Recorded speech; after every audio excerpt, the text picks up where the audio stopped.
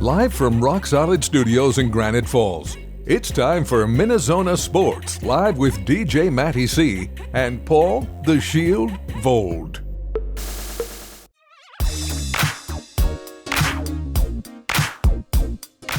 Fresh out of the oven, it's Tater Tot Hot Take.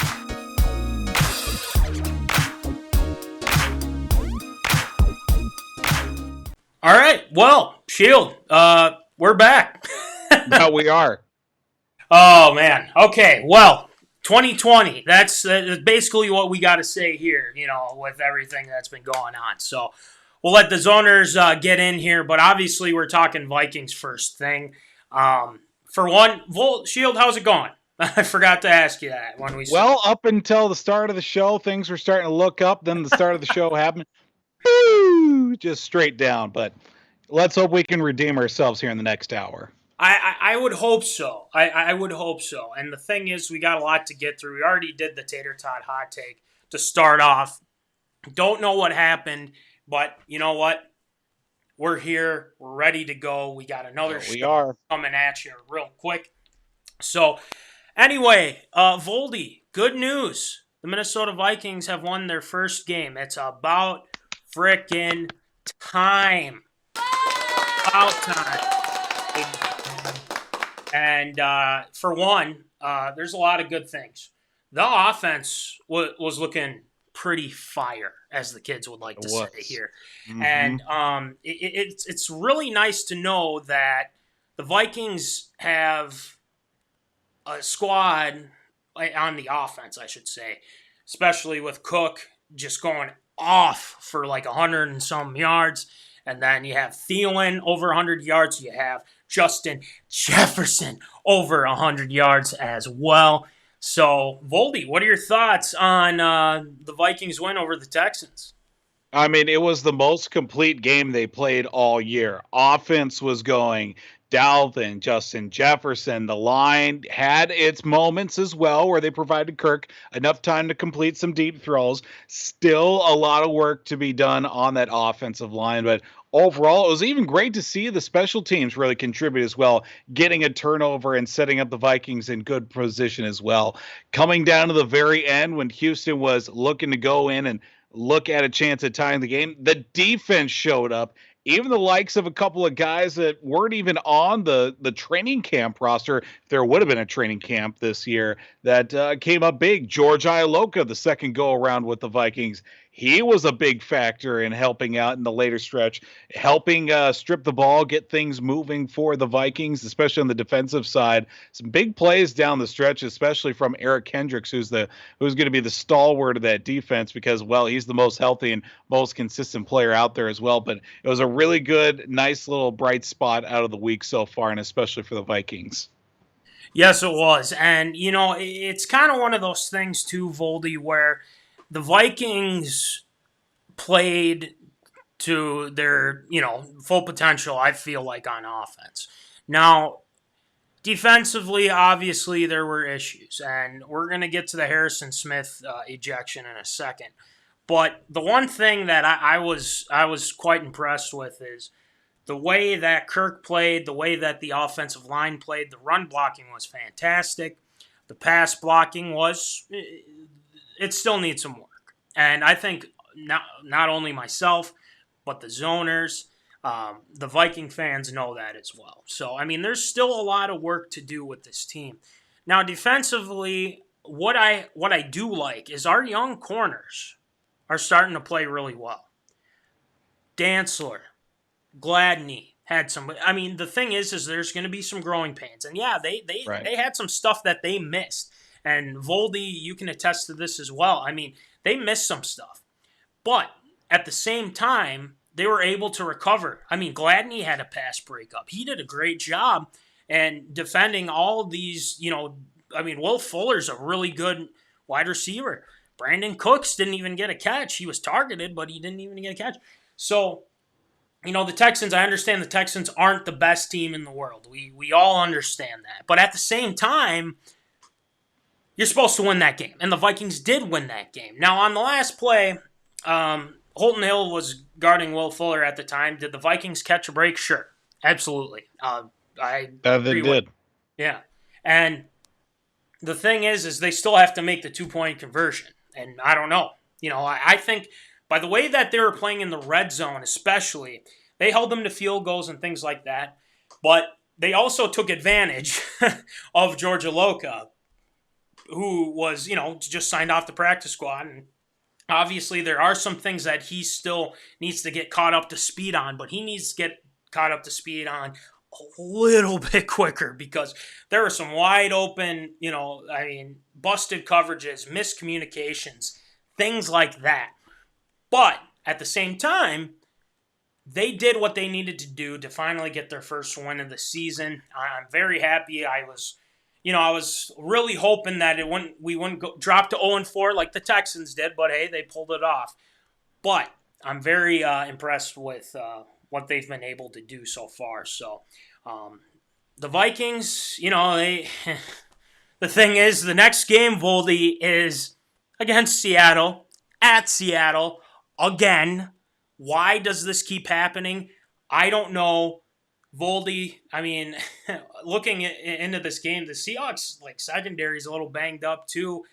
This is going to be a high-scoring affair. So what are your thoughts on the Vikings taking on Seattle here? Well, yeah, if it was going to be any easier, this would be a completely different football team. But I think for the Vikings, it's all about covering the spread going into Seattle as well. No 12th man to worry about, but still a big problem. Russell Wilson is putting up those video game numbers, who's still one of the top quarterbacks in the league, and it still feels like he's underrated. He's, just out there doing his thing. And, of course, the big stat everybody keeps throwing out, he's never received one single MVP vote, which is a travesty within itself. I think for the Vikings, yes, their secondary is pretty banged up, but if they can't block and, provide Kirk enough time to get the ball downfield to Jefferson and Thielen, that doesn't really matter all that much. But I think, it's going to be one of those games like when the Patriots played Seattle a few weeks ago. It's going to be a 35-30 game or something like that, just like it was last year against Seattle in Seattle for the umpteenth year in a row before the fact that, the next time the Vikings play Seattle at Minnesota, that isn't a playoff game and negative 25 wind chill weather. But with that aside, it's going to be a tough one for the Vikes. We already know that Russell Wilson's going to have a field day, I think. Yeah, especially with these young corners, Voldy. I think he's going to have a field day. But the thing is, the Vikings offense needs to have that as well. Thielen's got to come through with, obviously he always does. Justin Jefferson at this point has as well. But I feel like the Vikings need to get the ball to Rudy and to Irv. Irv's kind of been missing the past couple games here, and we want Irv to get more involved. And obviously you have Dalvin Cook. Dalvin Cook is going to get you, whatever he can. And Alexander Madison. Offensively, I feel comfortable. I think they can keep up, but the thing is our corners are going to have a tough time. DK Metcalf is no scrub. He is no scrub. He is a big dude. He is strong. He's fast. Tyler Lockett's always given us trouble. David Moore is another guy, too. This team this offense is really good. Chris Carson. Defensively, they struggled, but the thing is you got to be ready for a shootout. And defensively, we know, the Vikings have a bunch of rookies out there with the secondary, but, and then Harrison Smith and Anthony Harris will be okay, but we got to get a pass rush. Nick Ngakoue, Fadio Denebo. Let's get it rolling. So fingers crossed that they can get things going here. So. But, Voldy, the one thing I got to bring up, too, is during the game, Harry the Hitman got ejected from the game for a helmet-to-helmet hit. This is the thing that I talk about with Sendejo, and you and I know. You and I know what the deal is with the Sendejo. But, for Harry to be tossed, at first I thought it was a little much, but I don't know. Voldy, I want to hear your thoughts first. Go ahead. It's one of those, it's a really ticky-tacky call. We don't know what's a catch anymore. We don't know what's hit on a defenseless receiver. This one was probably more of the wishy-washy calls than the ones that are clear-cut. helmet to helmet, guy left the ground to launch a hit, and out there trying to Sendejo somebody and end somebody's career with every hit that goes by. Fun fact also that he's on Cleveland too with Kevin Stefanski, which was hilarious to find out that Andrew Sendejo is a Cleveland Brown because it suits him very well. Watching the hit a few times, I can see the justification for the hit to the defenseless receiver. It's targeting. The college rule, it's targeting. I can see it, but also at the same time, not that bad of a hit as some of the other ones that you see, where it's helmet to helmet. Yeah, that one, it kind of was more of a glancing blow. I don't know the total iteration of what happened as well, how bad of contact it was, but obviously you want to be able to establish the fact like, hey, these hits are no longer allowed anymore. But you also have to take into a factor as well. Yes, you want to take the fact that of a guy who hasn't done any of this before. If it was Sendejo, I mean, it would certainly be just like, see ya. We'll see you in the next 3 weeks or something like that. Right. But I don't know. It's a tough one to call. You have to establish the role. It's a universal role. It doesn't matter who, what, when, where, and how. If it happened to happen, you're gone. Now I'm just wondering, and hopefully it doesn't affect for the next game as well for Harrison Smith, because they're going to need him against Seattle. 100%. And the thing is, Voldy, is that it's the rule. And that was explained to me through a lot of zoners, especially even Vikings fans too. It's the thing. I mean, it's a weird thing. And then we got, Hunt's chiming in here, Zach Huntley. I vote Vol for the next NFL commissioner. We would have all these issues resolved by now. Jimbo said, I'm coming for you, Roger. More ways than one. I'm coming for your job. And then Jimbo saying penalty but not disqualification worthy. See, yeah, that absolutely. That was my thinking as well. Right. I agree with you, Jimbo, because the thing is a lot of these referees aren't thinking of the history that, Harrison Smith can nail somebody. We all know that. But he's not a dirty player. He's not a dirty player whatsoever. And I thought the disqualification was a little much. Now, I understand. I get it. That's the rule. That's how things go.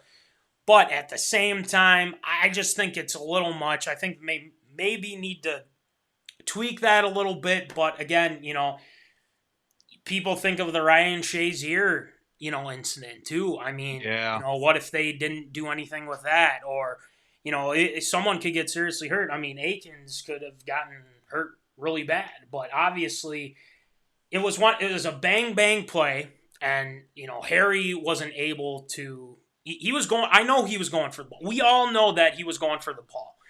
But it just turned out that Akins ducked his head a little bit and boom!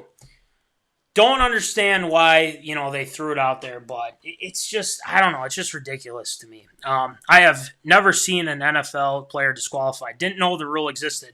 Know it is a college thing, or know it is a thing in college. And yeah, it's targeting's a big thing. But I think, the player safety and things like that now that has come really into fruition, and I didn't even know that as well. The ejection was not worthy, just like college needs to change. Instead of an ejection, the player needs to sit out the next series. Well, then it's the same kind of penalty as if your helmet came off on the field of play or something. You just have to sit out the next play. Yeah, I'm just wondering as well if the disqualification carries the same penalty as it does in college, where like if the disqualification happens in the second half, that player sits out the rest of the game, and then the first half of the next game as well. But if it happens in the first half, they just sit out the rest of the game. So I don't think that's the rule, because there's a big difference between college and the pros, but I'm just hoping that's not the penalty that comes along with it. Right, and I think they might need to tweak it a little bit, but I think there's people that are in favor of the rule because then that's just how it is. But no, it does not, as Hunt's is saying right there. But at the same time, we gotta we got to realize too that there's nothing much we could do, and it really did affect the game. It changed everything because when Houston saw that, they're like, we're going right after who's ever back there, and of course it's George Iloka. Again, I like George Iloka. I wanted him to come here at some point, but he didn't. He finally did, but he wasn't utilized, and then all of a sudden, he gets put in the game, and he needs to get up to speed, and he needs to get up to speed now because this team will not survive if he can't be up to speed because they're just going to pinpoint him almost every play, and that's what they did.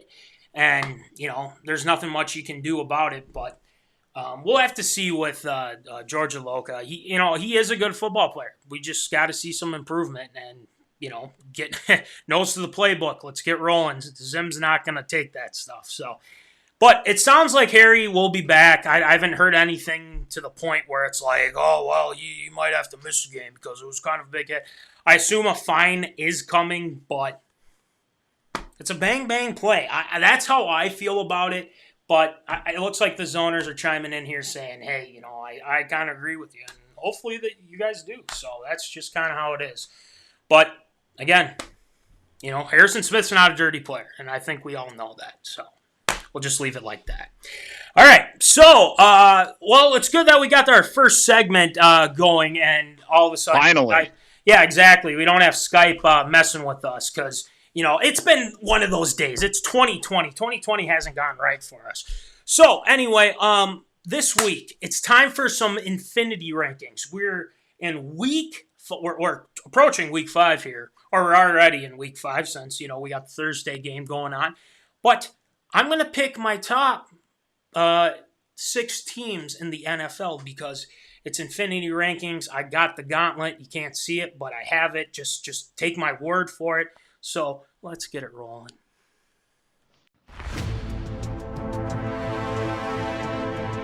While many have power rankings, none have captured them all. It's time for Mattie C's Infinity Rankings.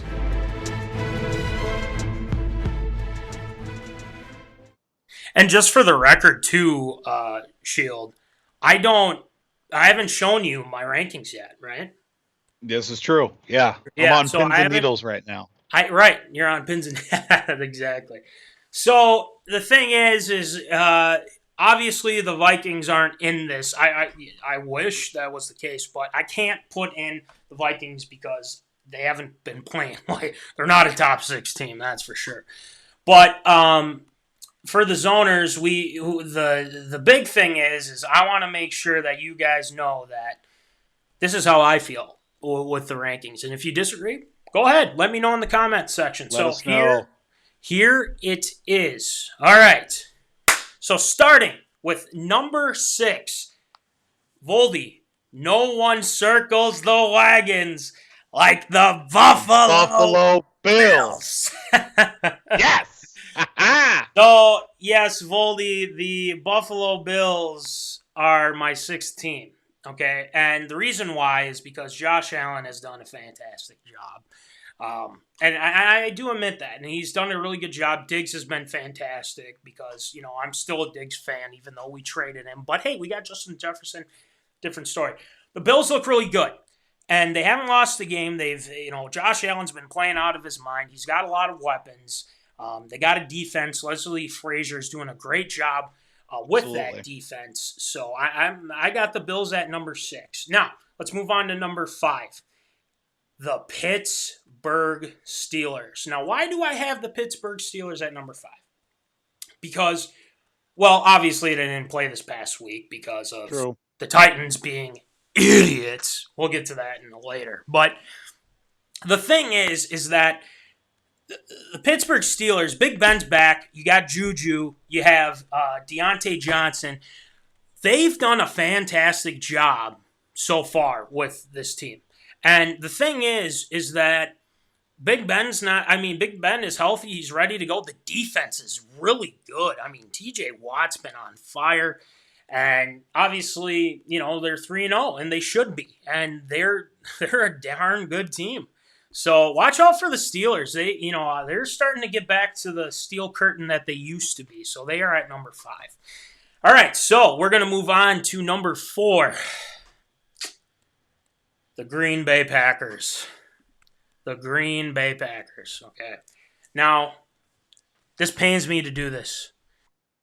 Seattle, that high defense has not been good with the injuries. Russell Wilson has been great, but outside of that, not much else to be excited. Give me a sec. I will explain that.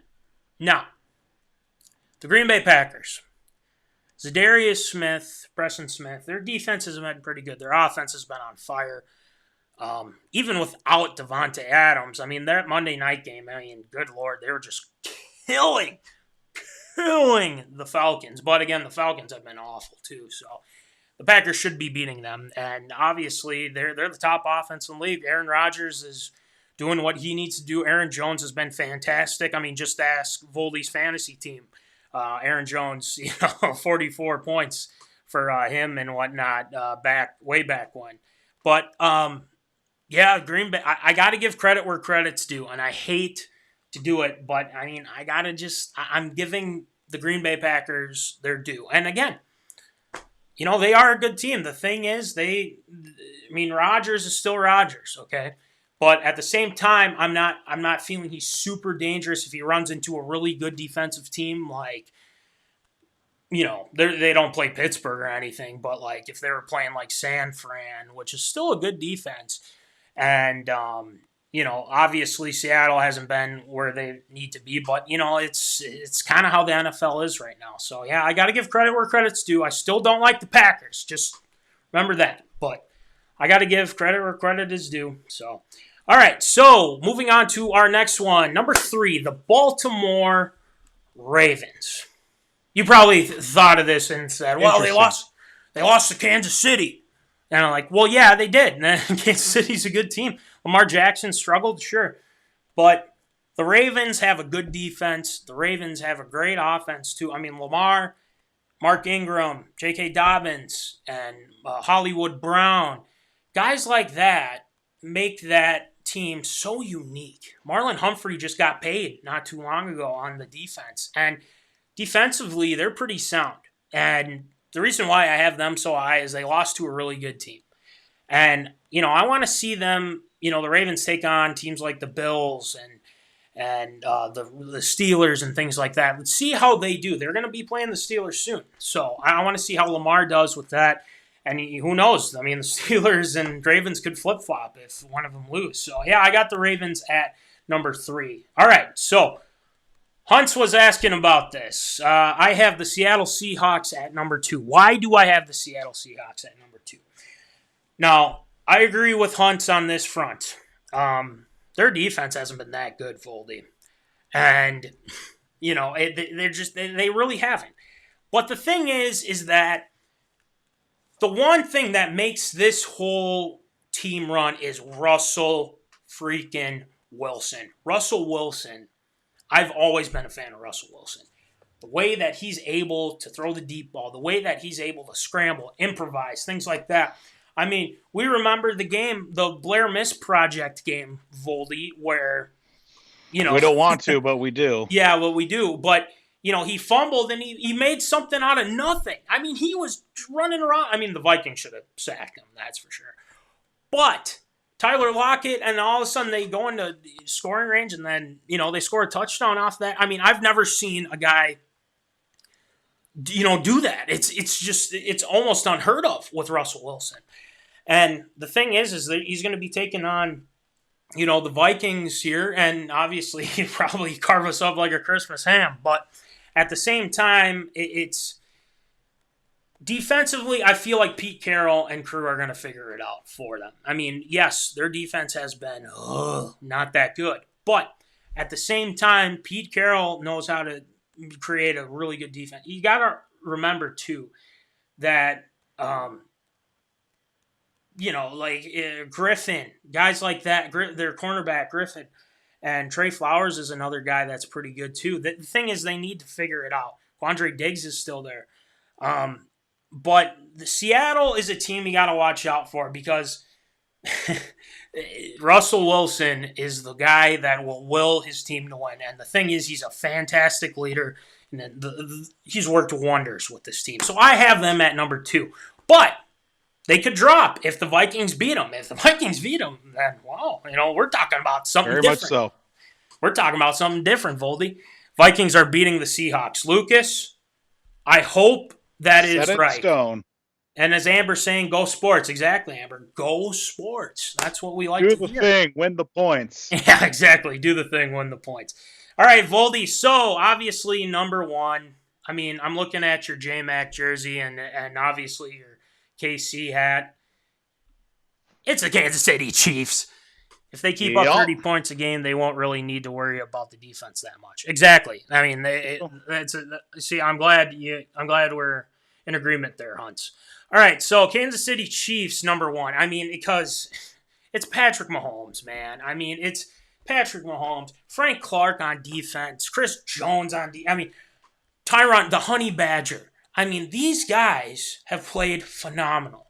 And the thing is I don't know why Eric Bieniemy does not have a job. How does that coach not have a job? He does have a job. He's offensive coordinator for the Kansas City Chiefs. Head coaching job, so I should say. Thank you. Head coaching job. Thank you. How does he not have a head coaching job? And the thing is that Andy Reid's been fantastic with this team. And, obviously we all know what happened with Stephon Gilmore today with contracting COVID, and him and Patrick Mahomes, half hugging and, saying, oh, good game, man, whatever. So hopefully we really hope that Patty Mahomes, doesn't have the COVID. Houston has to take him. Yeah, that's true. That's true. Going to bring that up. Houston's looking for a new coach, so. That's true. I really hope. And, he is a top tier offensive mind. So, yeah, Kansas City. I could see him in Houston, things like that. If things fall apart here in Minnesota, I wouldn't be opposed. But I love Zim, so I'm not going to go that far.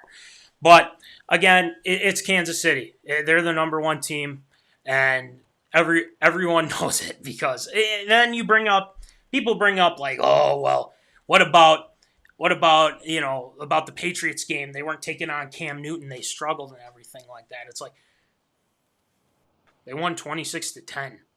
I mean, it doesn't matter. It's like, well, they could have lost if Cam was there. Yeah, maybe, but it didn't happen because Cam wasn't there. So, there's a lot of give and take with that. So, sorry you're late, gents, recording an interview for my show. Hey, Jack, you got your show, we got our show. That's the thing. Yes, sir. Appreciate you tuning in. But anyway, I want your thoughts, Voldy, on my top 6. Looking at overall, there's a lot of good spots. I am kind of flip-flop between 5 and 6 there. Pittsburgh and Buffalo there. Both of them are pretty solid choices there at the bottom. If I had to, I would definitely go Pittsburgh over Buffalo in that one, just on name recognition alone. On the defensive side. You got the other Watt brother, you got TJ Watt, Casey Hayward, Minkah Fitzpatrick, Joe Hayden on the backside as well. A lot of budding roster growth there on the defensive side. Green Bay's a solid spot at number 4. I would probably bump them up to, I would honestly switch Green Bay and also Seattle, I think. Just do the quick little switch around there. Only reason why I think Green Bay stays at 4 is because of the fact now they're a little banged up in the receiving core. They're throwing out 3 running backs each, offensive play just to get guys out on the field. But Seattle up at number 2, I think that's just a little bit of a stretch. Not by much, though. That's fine. In the three-legged race that is, for the top team in the NFL right now, I think Seattle is probably in that 2 or 3 slot. Baltimore, obviously we know Kansas City's number 1. We know that. Baltimore, Seattle, that's pretty solid 2-3 combo there, but I would put Baltimore maybe just a little bit higher.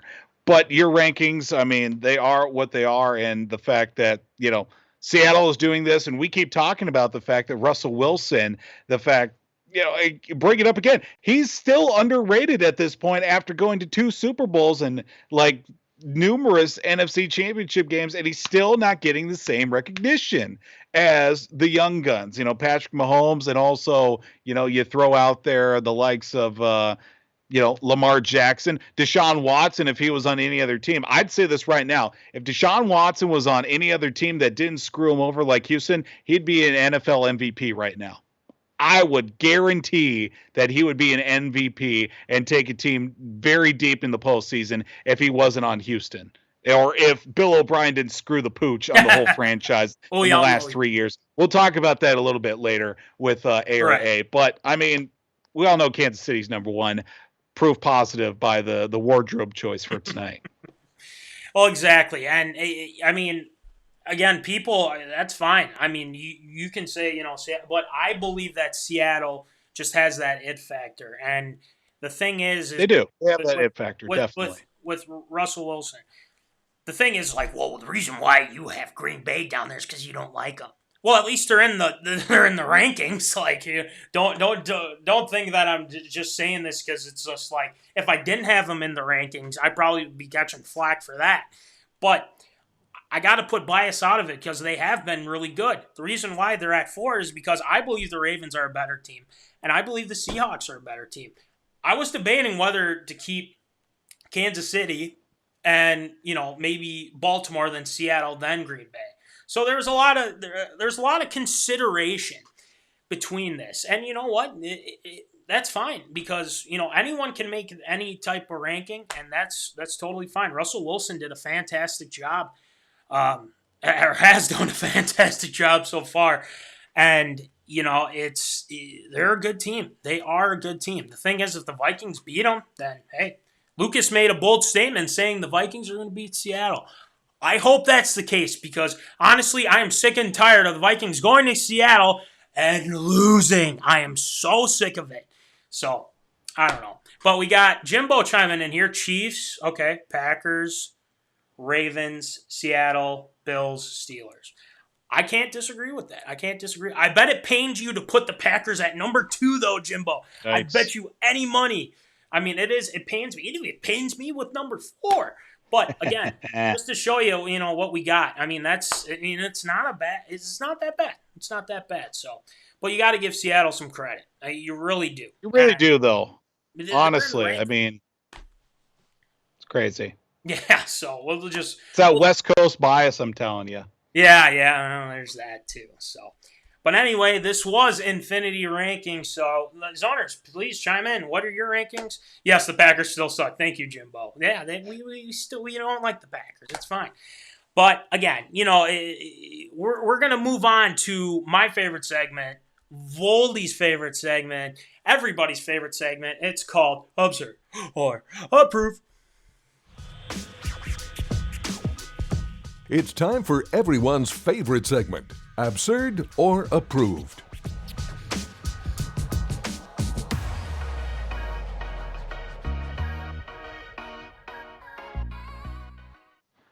All right, so Absurd or Approved, Voldy, why don't you rattle them off for us, please?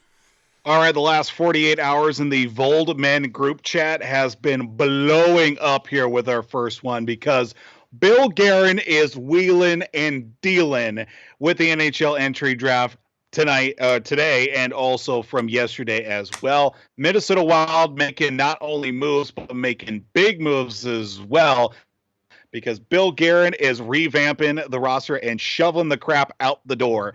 Big trades last couple of days. Of course, the big one as well, 2 separate deals with the San Jose Sharks. The Wild send goaltender Devin Dubnyk and forward Ryan Donato to the San Jose Sharks, but also getting rid of a couple other guys, stockpiling some draft picks, getting a couple of extra guys as well. 2 separate trades, the same team. The last time the Wild made a trade with San Jose, well, it was kind of a plus or minus kind of situation. It worked out for San Jose. They got Brent Burns. Yeah. Kind of worked out for the Wild a little bit. They got Charlie Coyle. That didn't last too long, though, for the Wild overall. Didn't get them very far in the playoffs as well. 2 separate deals, and then another deal today on the second day of the NHL entry draft. Minnesota Wild traded with the Nashville Predators, getting rid of the likes of Luke Cunnin and getting after Nick Bonino. So kind of a plus or minus trade right there. I think maybe just a little bit extra plus on both sides. I think it's a win-win situation overall. You get in draft picks for the future. You also get a little bit of help in the cap space as well, because Bill Guerin's going to go out there and try to sign a couple of guys with free agency starting on Friday, I believe is absurd or approved. Bill Guerin revamping the Wild roster. Oh, Voldy, it's 100% stamp of approval. For one, Voldy, I think we got to realize that this was due. And obviously, with everything that Fletcher did, he did everything that he could and whatnot. People might think different, but Suter and Parise were kind of the cornerstones and whatnot. But Bill Guerin's trying to get this team to where they get younger. They need to get younger, and that's what he's been doing. He's been wheeling and dealing, getting rid of Donato, Dubnyk, Cunnin. I was kind of surprised about Cunnin. I mean, a little bit, yeah. I was a little surprised about that. I didn't know, but again, whatever he needs to do, let's just let him do his job and see what comes of it. But yeah, it's got my stamp of approval. I think the Wild are gonna look a lot younger, and I think at the beginning here, I think there's gonna be more deals, and there's been a little Zach Parise talk, maybe, I don't know, Suter. The thing is obviously they had a draft too, so they got another couple younger guys too. So yeah, it's got my stamp of approval, Voldy, because the best thing right now for the Wild is to get younger. You said it, I've said it. All the moves. Tell Jimbo he is going to be active in free agency on Friday. Need a goalie. Yes. I love Stalock. I think you and I would agree on that, Voldy, that we love Stalock. But I think we got to get someone who knows what they're doing. A little more experience, as we like to put. So, Voldy, what do you think? I think right now, Bill Guerin is my favorite person on the Minnesota Wild right now. You're talking about Parise and Suter, those deals. That was 10 years ago. Let's talk about that. Those deals were made 10 years ago. What have the Wild done?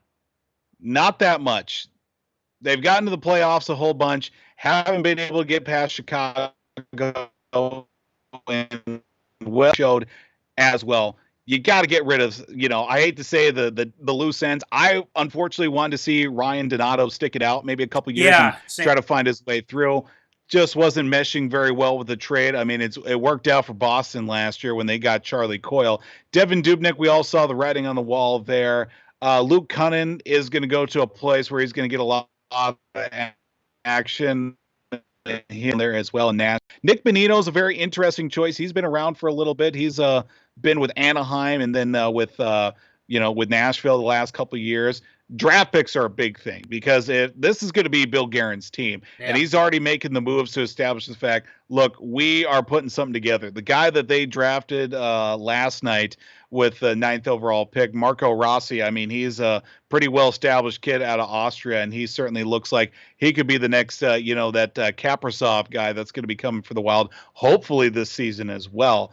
I like it overall. It's got, multiple stamps of approval. Bill Guerin is going to go out there and make some noise. And, I think like what Jimbo said, the fact that, the trade deadline, I should say the free agency period, that's going to be huge for him. I'm just trying to find where the fact of what goalies looking for here in the offseason. Of course, the big one out there right away is going to be Henrik Lundqvist. He's going to be a big-time free agent that someone's going to be looking for. Braden Holtby is another guy from the Capitals.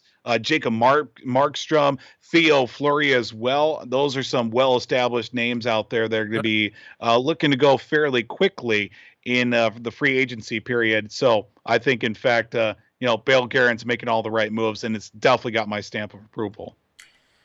It's what they needed to do. And the thing is you're going to see a lot of new faces, and I think Guerin's just trying to change the culture a little bit, and that's totally fine with me. Stamps of approval all around. So, all right, next one, Voldy.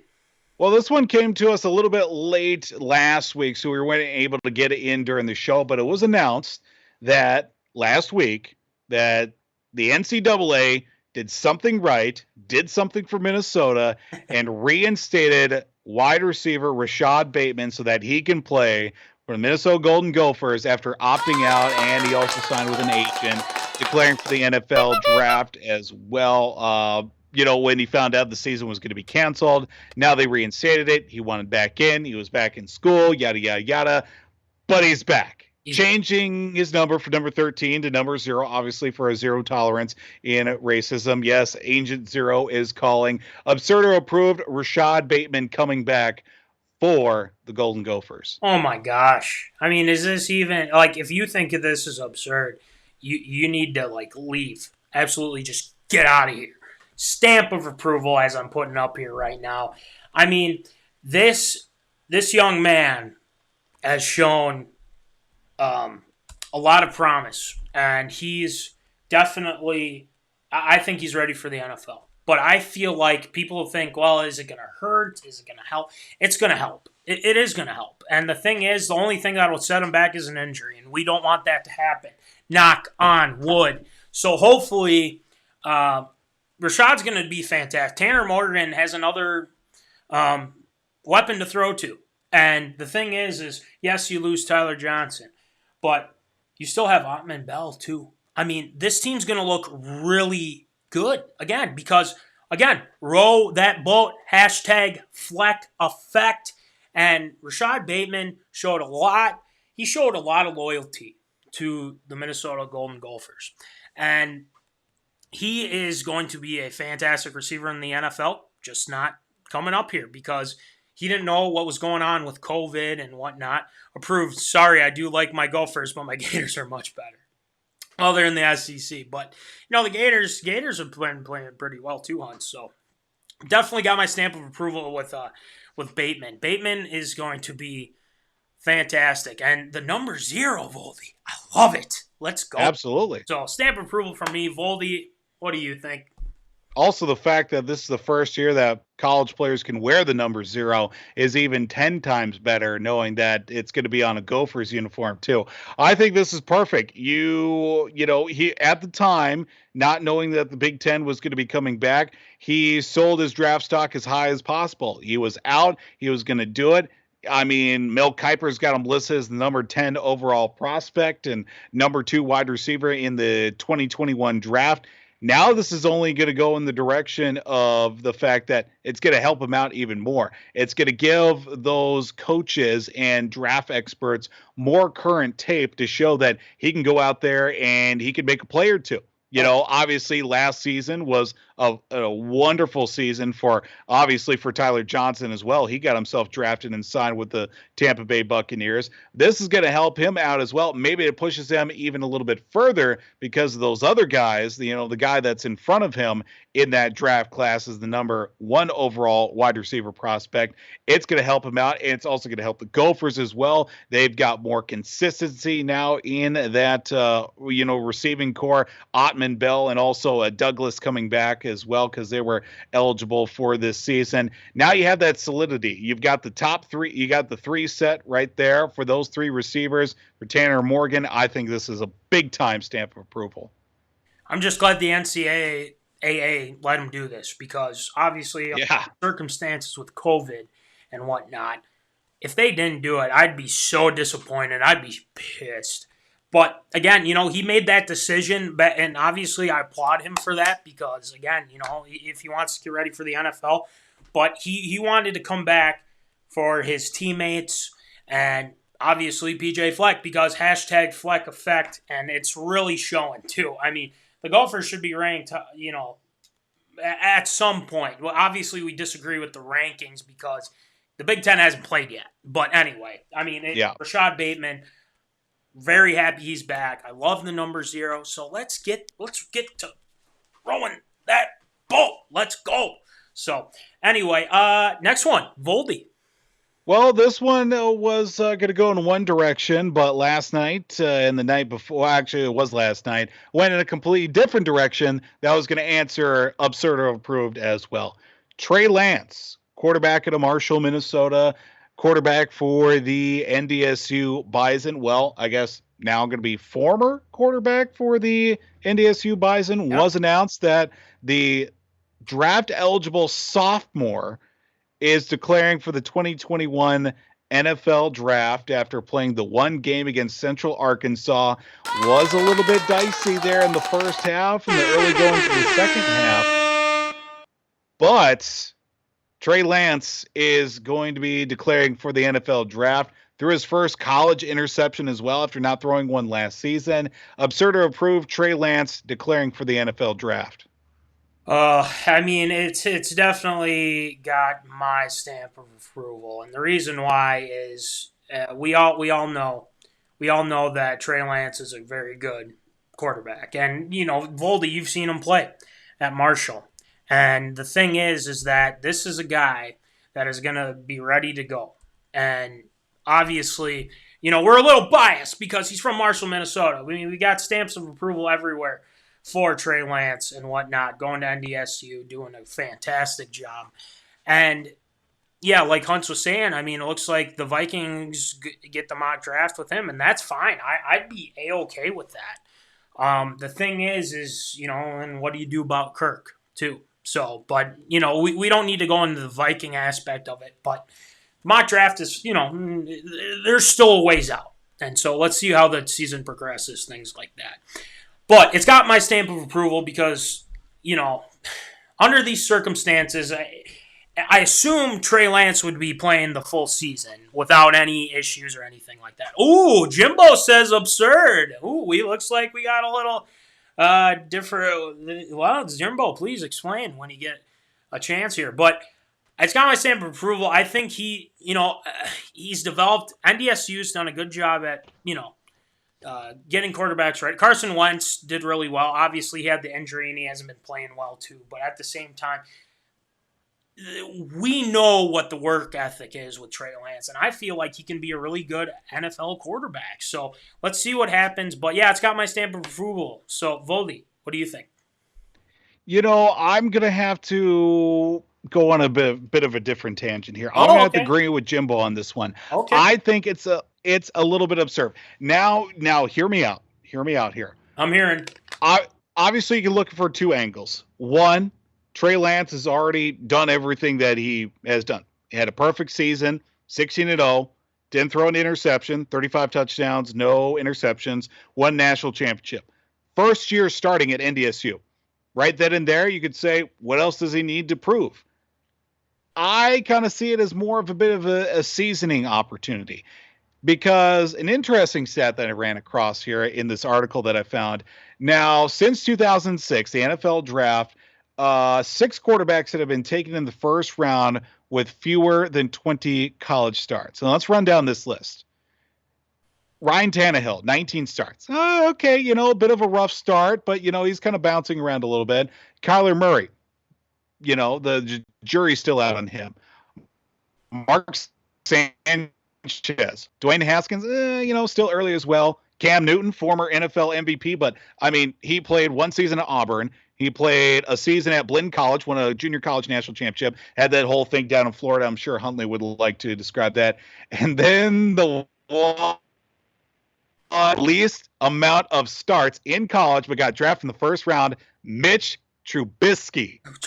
Now, let's just hope that we get the more of the Cam Newton side than we do with the Mitch Trubisky side with, Trey Lance coming in declaring for the NFL draft. I see it more of an opportunity to gain more experience.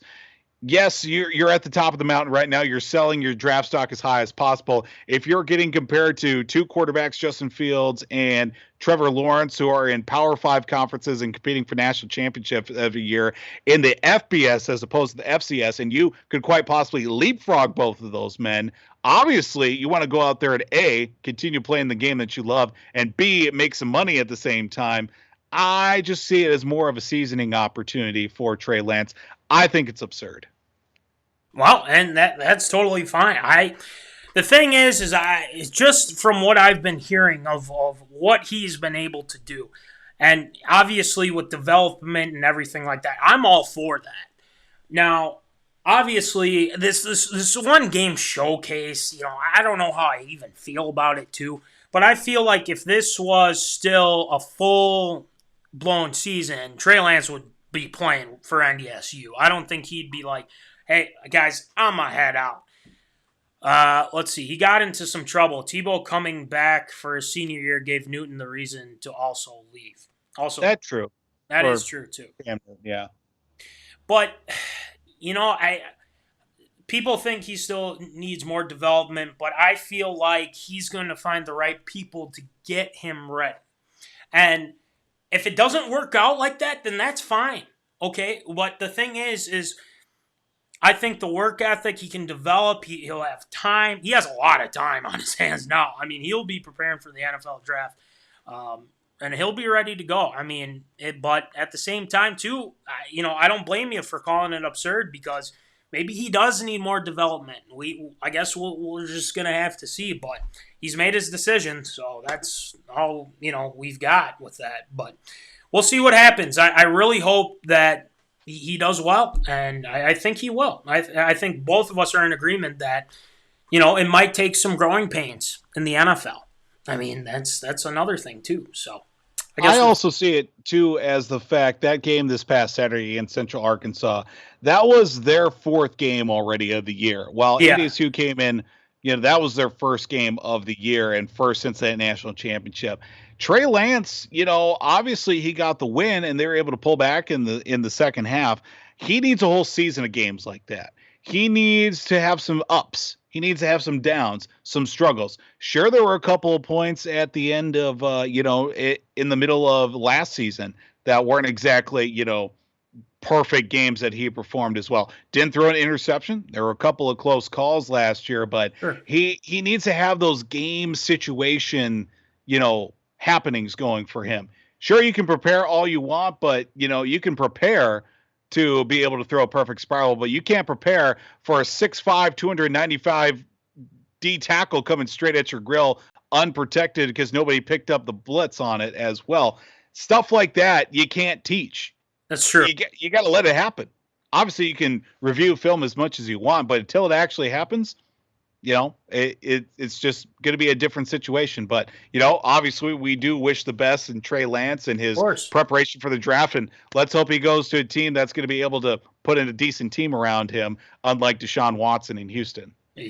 Well, hopefully he gets the right coach. That's for sure. So, but anyway, yeah, I guess, again, I think he's going to take the time. He's going to work his tail off. So we'll see. We'll just have to see. All right. Next one, Voldy.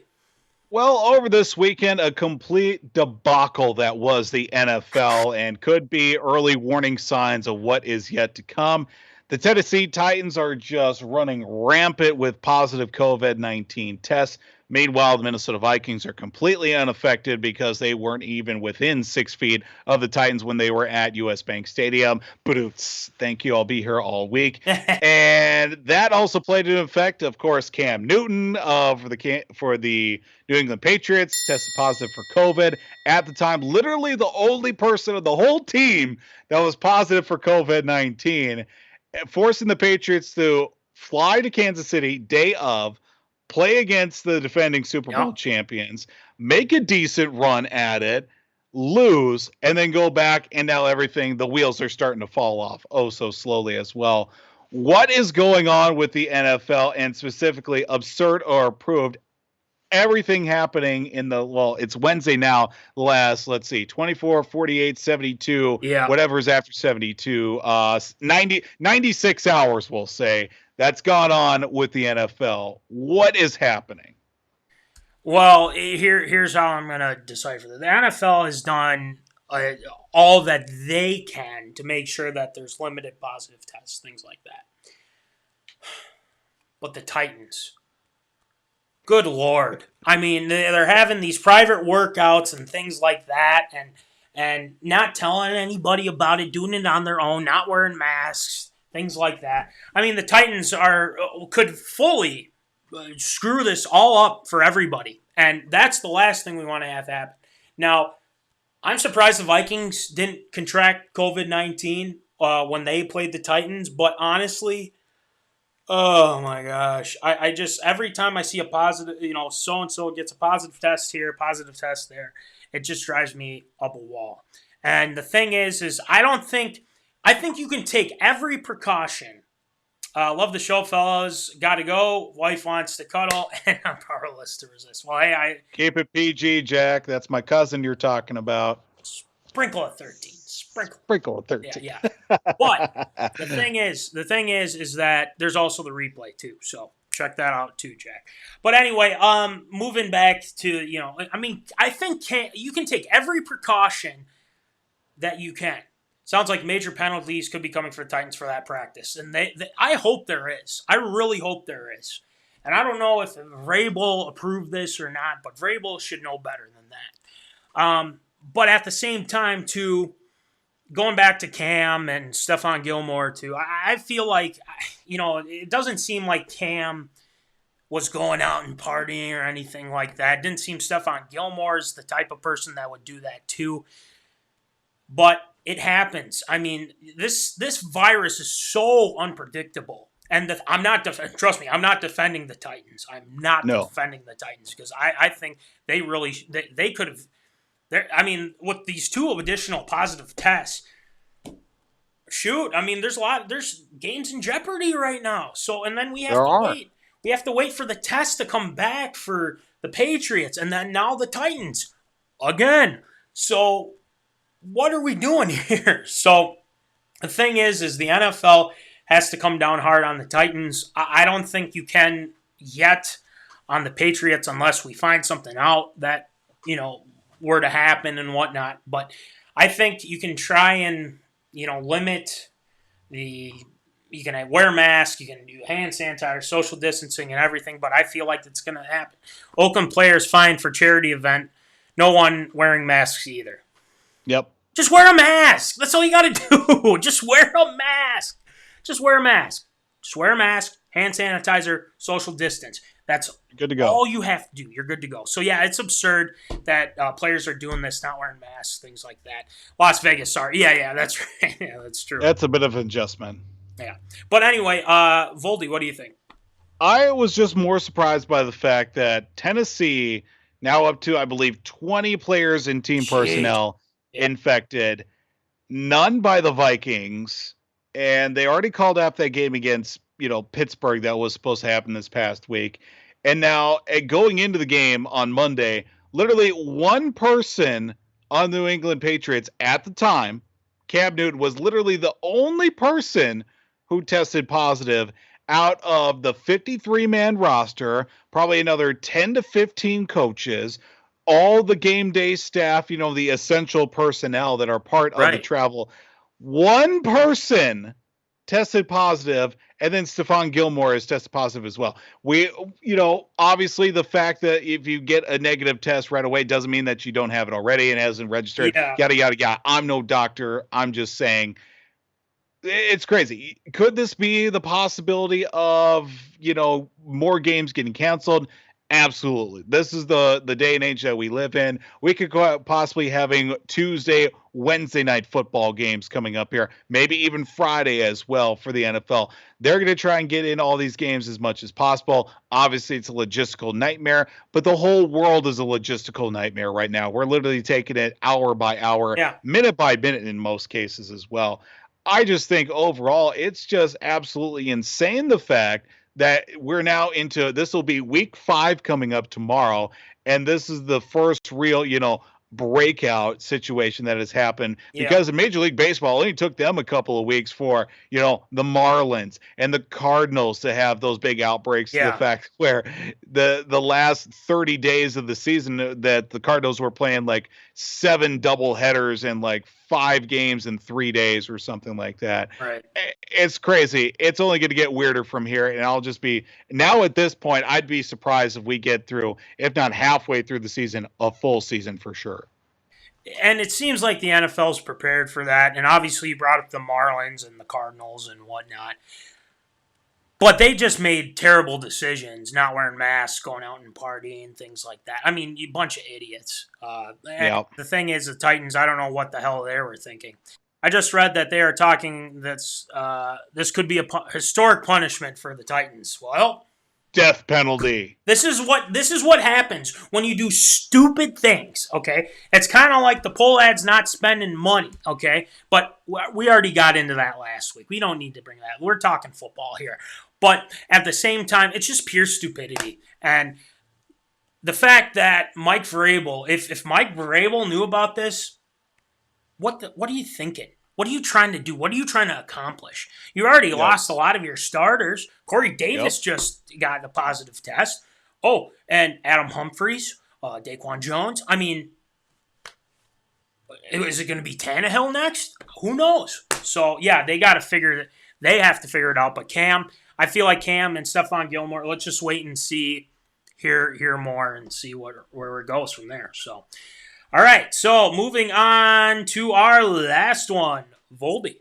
Yeah, well, it was finally came down on Monday that the Houston Texans made a decision and parted ways with head coach and general manager Bill O'Brien after starting out the season to 0-4. A very interesting last few years with Bill O'Brien. I think he's been there since, I believe it was 2014. Yep. Yes. Since 2014, hadn't gotten very far into the postseason. A lot of very questionable roster moves overall. Absurd to approve Bill O'Brien being fired by the Texans. I thought it might have been a little too early, but at the same time, too, I think this was going to happen after the season. I don't think they were going to make the playoffs with Bill O'Brien. Obviously, we all heard that, or maybe some of us, I don't know if the zoners have heard that report about J.J. Watt and him getting into a not altercation, but like a heated argument with one another while O'Brien was still there. And that's when you know things aren't going well. It took a J.J. Watt argument fight with him to fire him.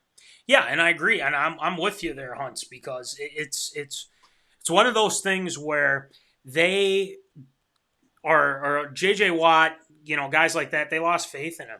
And the thing is once your players start losing faith in you, that's when you lose the team. And Bill O'Brien has had some bright moments, but he's had some dumb moments. And the one thing that I think that dug his grave was trading DeAndre Hopkins. And the thing is that they didn't get much in return. And when you're trading the best wide receiver in the game, arguably, there's something wrong. And when you're the GM, too, GM and head coach, it just doesn't bode well for you. And Bill O'Brien, I think, after losing to the Vikings, and obviously the Vikings have some issues, too. And the thing is that when you go 0-4, they played some good teams, though. I will say that. But after the Hopkins trade, I would have walked into his office and fired him on the spot for that. Absolutely. I mean, a lot of people would. And I probably would as well. I mean, DeAndre Hopkins, Deshaun Watson. I mean, lethal combination, right? The thing is Bill O'Brien did this to himself. And that's the sad part about it. This is a talented team. It is a talented team. But they haven't put it together. The O-line's been rough. I mean, their defense has been terrible against the run. I mean, look at what Dalvin Cook did to them. So, yeah, I mean, it's got my stamp of approval. I didn't think it would be so soon, but again, if you start out 0-4 and trade DeAndre Hopkins, I mean, this is just more reason to fire him. And then J.J. Watt, heated argument with J.J. Watt. So, I don't know. Voldy, what do you think? Should have never let him be the GM of the team. Right.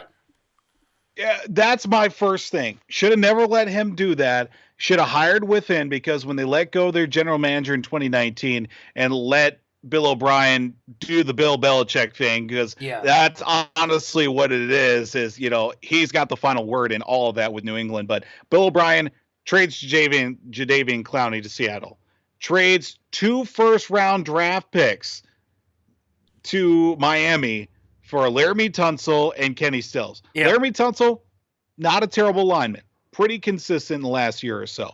Kenny Stills, okay, he's no Andre Hopkins. Right. Serviceable. He's a good maybe 2-3 receiver right now. And then you trade DeAndre Hopkins, the cornerstone of the franchise, up there right now. Obviously, him, Deshaun Watson, J.J. Watt, those were the three-headed monster right there. Right. He goes to Arizona. You get David Johnson back and a second-round draft pick in 2020. Who looks washed up, by the way, David Johnson. He looks very washed up. A lot of flash in the pan for David Johnson last year plus in Arizona. I mean, it's not good. And I'm also looking at some other numbers. The fact that Bill O'Brien is walking away the winningest coach or the most wins in Houston Texans franchise history is hilarious because of the fact that besides Deshaun Watson, they had Brock Osweiler, who was 9-7 with them. Case Keenum, 2-0, baby. 2-0 in Houston. Brian Hoyer's Heroes, 5-5. Ryan Fitzpatrick was 6-6 with Houston. That's the even more hilarious part. Should have never left college. I think Bill O'Brien, when he took over at Penn State, was really starting to build something. Obviously, everybody has moved on, James Franklin's done a wonderful job there at Penn State. Oh, sure. But I think if he would have stayed at Penn State for at least, the time from when he left to now, I think Penn State would probably be the class of the Big Ten right now. Yeah, they would. They really would. He focuses on football. None of the players stuff, none of the player personnel, GM stuff, everything would be fine. But obviously he took, he did his 2 years at Penn State and left. I think it's completely approved that they did fire him. Absolutely. The writing was on the wall. 0-4, all the bad moves the last year plus, and just really sunk the franchise to a new low. I think it was completely approved. Stamp of approval. Yeah, that's the grim reality. And, the NFL is not a forgiving place. So, Bill O'Brien, hopefully he can find a job somewhere. He probably will. And the thing, he'll definitely find a job. He's definitely got the offensive mind because he was an offensive coordinator, and he was Tom Brady's offensive coordinator for a couple of seasons when Josh McDaniels was out. I think he'll land himself a job somewhere. Yeah, he definitely will. So maybe he'll go back to college. I don't know. We'll see. With the right offer, who knows, right? So. But anyway, great job with the stories again, Voldy, and I think it's time to do something that is right behind you. I believe that flag, isn't it? Look at that. Shield shoutouts? Yeah, I believe that's what it's called. It's time for some Shield shoutouts. Shield shoutouts.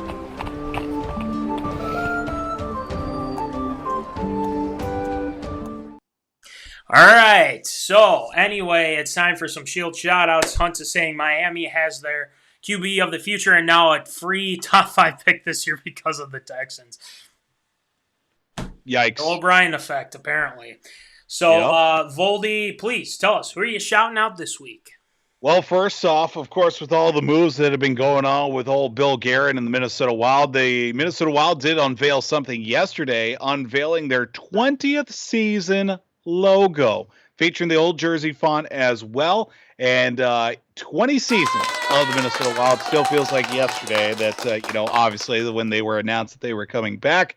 And now, 20 seasons later, still haven't found a way to get past Chicago in the playoffs. But that's another story within itself. Let's hope this uniform logo, which we have seen already on some jerseys that have been put out there as well, gets more use than the 15th season logo, which didn't get used at all in any sort of merchandising. It was featured on the ice at the XL Energy Center, but other than that, still a little bitter about the 15th season logo because I wanted to get a patch of it. I do have the 10th season patch. I got a hat of it and also a patch on one of my jerseys too. Fantastic. So a big Shield shout out to the Minnesota Wild for that. Also piggybacking off that one, former Wild players Devin Dubnyk, Ryan Donato, and Luke Cunnin as well, getting traded the last couple of days. We do wish them the best in their future endeavors as well. Thank you for all the contributions you made for the Minnesota Wild and for some of them a short time, and for Devin Dubnyk for multiple seasons as well. It's a magical season run, some postseason play as well. It was really great to see those guys contribute in some wild sweaters. Absolutely. I mean, Donato started off pretty well. Obviously, I think something happened in the next season that just, I don't know, he just couldn't get back into his groove. And Dubnyk, I mean, we've talked about it before. I mean, he's done a lot of good things with the Wild. It was time for a change. Yep.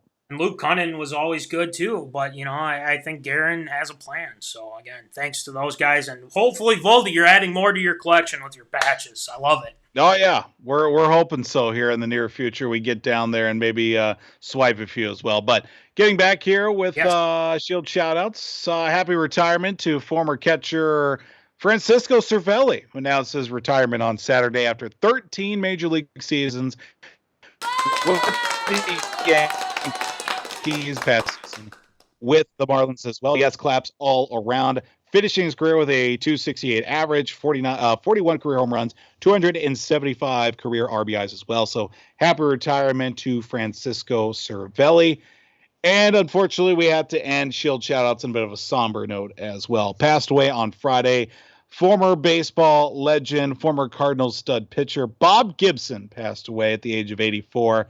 9-time All-Star, 9-time Gold Glover, 2-time World Series champion, and 2-time World Series MVP, earning 251 career victories, 3,119 career strikeouts, and a 2.19 earned run averages in his career. In fact, at one time, I believe it might have been the 65 season when they won the World Series, they actually I can't remember which direction they went. I think they either moved the mound up or they moved the mound down because of the dominance by Bob Gibson and multiple players. I want to say they moved the mound down because less of an angle to throw those downhill pitches. But a rest in peace to baseball legend Bob Gibson.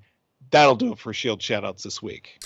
Yes, well, great Shield shoutouts this week, Voldy, and again, it's always a pleasure for the Zone. And also, I want to throw out to the Zoners, too. We appreciate you sticking with us. Obviously, 2020 and technology and everything like that, it's just we blame it all on that. So we appreciate you tuning in when we got off and whatnot. Skype and Ecamm have been kind to us these past couple. But again, there has to be this one time where it goes down and things like that. So we apologize. But hey, we got a full show in because we need to get it to our Zoners. So anyway, just wanted to mention that.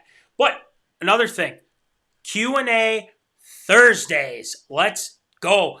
Hunt says, I'm still waiting for my time to be on the show. Missed live show days with you boys. Yes, it was fun. Yeah, we'll figure something out, Hunt. So we definitely need your opinions on some things too. But Q&A Thursdays, Voldy is up this week, so make sure you head over to the Instas. You do that and ask anything, any questions, and Voldy will get you set up. So it'll be a good time. Then also, too, shirts.